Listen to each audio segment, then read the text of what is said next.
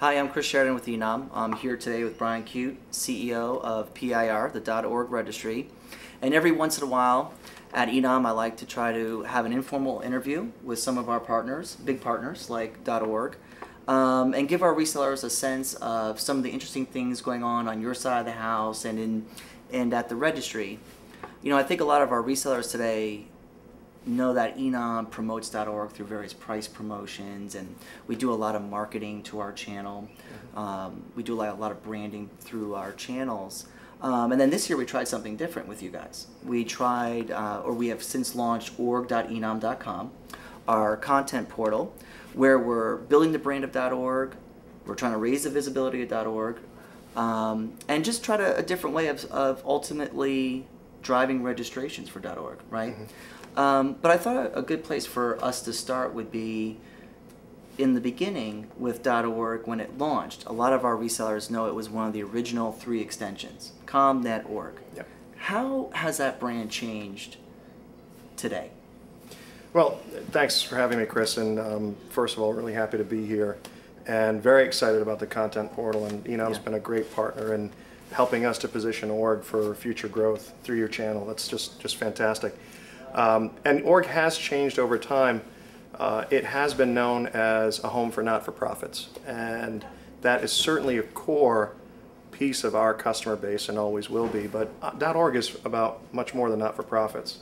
And we're seeing some very interesting uptake in different segments of the market, and that's what's got us excited, and the content portal is helping us to position org for future growth.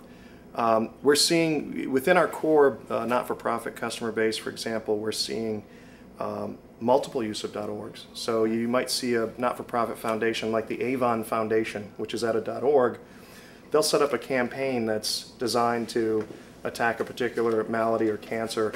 Avon Walk is their campaign, and they're setting up a second .org at avonwalk.org. So we're seeing multiple uses of .org in our not-for-profit base.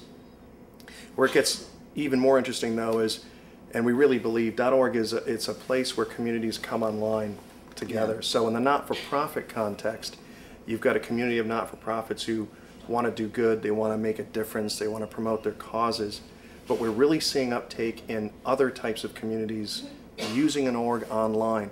I'll give you a couple of examples. OpenCompute.org, for example, is a Facebook initiative around building innovative and energy efficient data centers.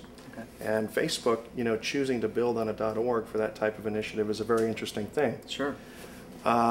We see in the area of crisis communication, for example, there was a recall of pistachios in the United States a few years back that a lot of people got sick and died. And whenever there's a recall, of course, the food producers are in a very precarious position. Sure. A number of pistachio distributors came together and used .org as their platform to communicate to consumers, to reassure the consumers that their pistachios were not tainted.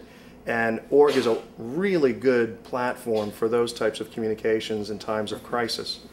So that's an interesting uptake that we're seeing. Another one that's, again, beyond the not-for-profit is corporate social responsibility programs. We've seen a lot of for-profit companies using .orgs when they want to do something that reaches out to the community, to their community of customers, when they want to do good. Yeah. Hyundai, you know the Hyundai car company? Sure. So they had this program called Hyundai Hope on Wheels, which was targeting combating pediatric cancer. They put that entire program at a .org, and interestingly, they didn't even put a product pitch in it. It was uniquely and exclusively the program to combat pediatric cancer. And you know what? They saw a huge uptick in sales, which was directly connected to this. Wow. So it was a really interesting use of .org. So corporate social responsibility is another area where we're seeing diverse and interesting uses of .org. Yeah, I think it's important too because, you know, I think historically resellers naturally would promote org around nonprofit. Sure. And I think it's good that you guys are getting out there and, you know, reminding companies like eNom in the registrar, but also helping us enable our resellers to say, you know, org's more than just nonprofit, right? And there's companies that you just talked about, and you know, I think the part for me personally that I like is the idea of community, because that it's such a broad way of, you know, having our resellers position org around groups, or other clubs, and the list is endless, right? And so it's a very positive way of promoting org. So all right, well, I like those examples. Those are good. That kind of leads to my second question. When I work with our resellers, a common thing I hear, Brian, is Chris, when you look at eNom, Chris, you guys sell 75 different extensions, right? And they sell 75. Some of our partners sell more than 75 extensions, and the common theme there is I understand you want us to market. What do you have any recommendations how we can better differentiate? For example, .org in our sales. What advice would you give those guys that are out there? They're promoting your name, and as they they're trying to balance offering a lot of choice to consumers. But on the flip side, they're trying to give your extension some more visibility. Sure, that's a great question, and I think the core of differentiating .org is really the element of trust. We find when we do surveys that people think of .org and it is a trusted domain. When they go to a .org, they believe what they read, they believe the content. That's absolutely solid, and it's been with the brand since its launch. So that's a real intrinsic value. And that's why in all those examples I gave you, whether it's crisis communication, corporate social responsibility, it's a trusted domain, it's a trusted place online to come together as a community.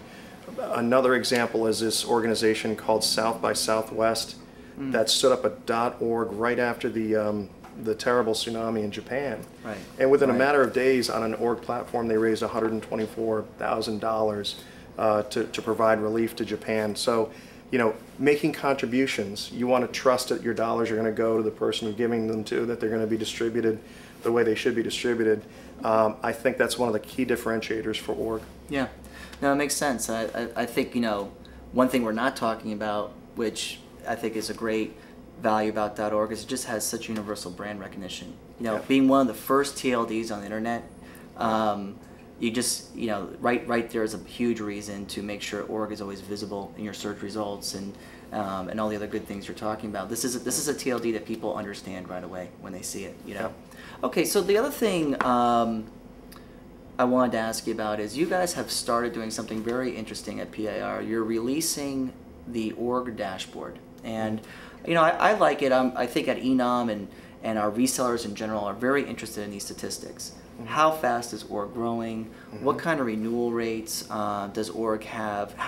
These are things resellers want to know because they want to make sure that their businesses ideally are growing as fast as the .org market, right? They're at least benefiting from that growth curve. What is driving your guys' numbers? I believe you're over 9 million new registrations. You have really strong renewal rates. Why do you think org is doing so well? Well, I think it's a couple of fundamental reasons. You hit the nail on the head. Org is just one of the originals, instantly recognizable. People want an org. Yeah. When people, even when they register other names, we're seeing .com users registering and using orgs, not just defensive registration. So people want orgs, and it's a known brand.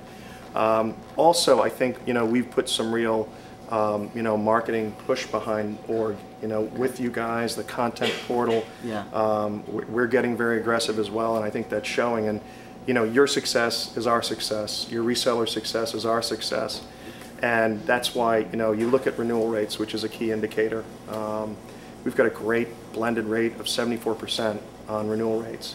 Our third year renewal rate is 85%. You just can't beat that. That's huge. So people, they want orgs. They buy orgs. We're pushing them well with you as a partner and through the resellers, and you're going to get return because people use them. They build sites, they communicate, they come together as a community, and you get great renewal rates. So it's a real great value. One thing I personally think is still understated to this day is that the name availability is still there in .org. 9 million is an impressive number, right? But I think, when I see my resellers out there trying to do creative marketing campaigns or raise the visibility to .org, or I put myself in their shoes and we're trying to do the same thing at eNom, right? Right. You can't beat the user experience of typing in the name you want and it's immediately available in .org, right? And I think that's something important I want my resellers to understand too is 9 million is such a great number, good renewal rates, but there's still tons more upside. right? Absolutely. There's still lots more available names, good names in .org, right? Well, listen, I really appreciate you coming today. We really enjoy our relationship with PIR. Certainly. We like what you guys are doing, and we look forward to continuing working with you. Great. Thanks, Chris. Thanks, Brian. Thank you. Appreciate it.